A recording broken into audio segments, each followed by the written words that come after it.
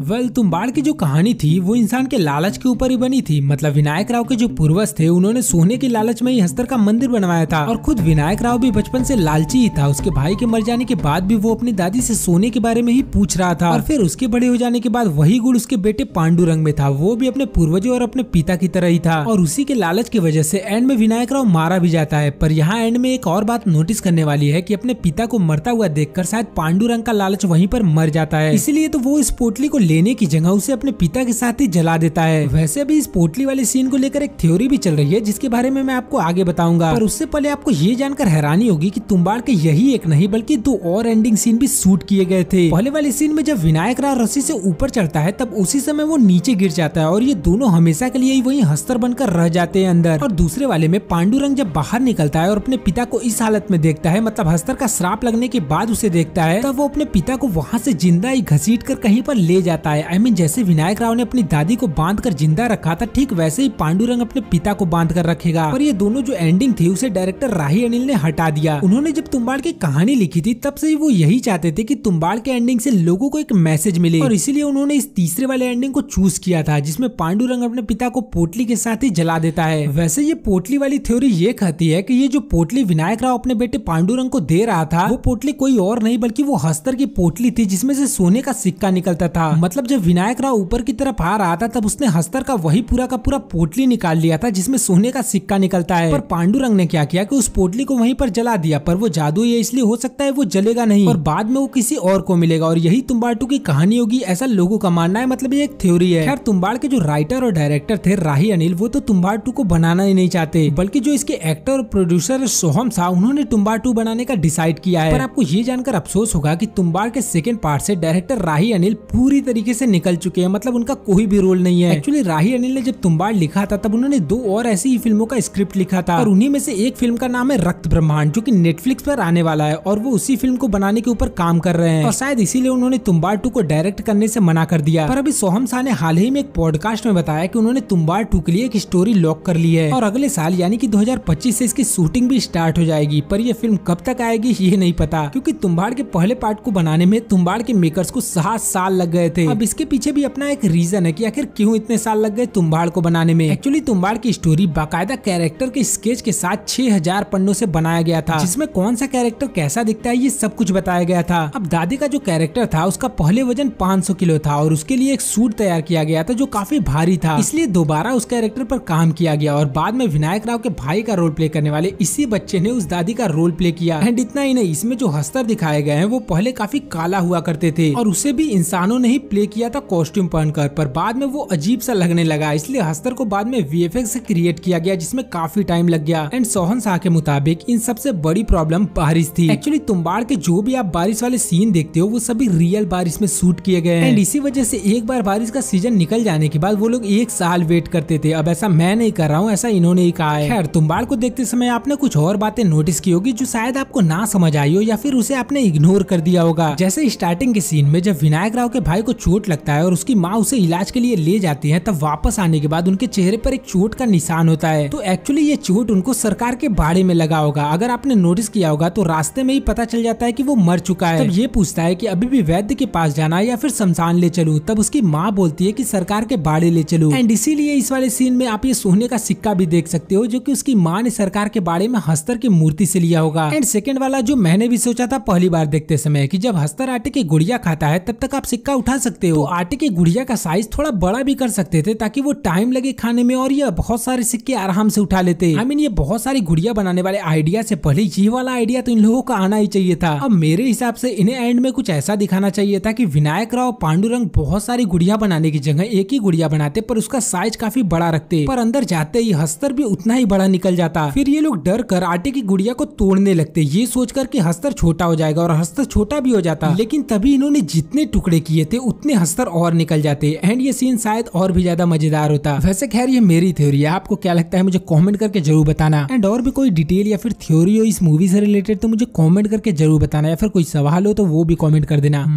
बाकी बस आज के लिए बस इतना ही, मिलते हैं किसी नेक्स्ट अगले वीडियो में, तब तक के लिए टाटा बाय बाय।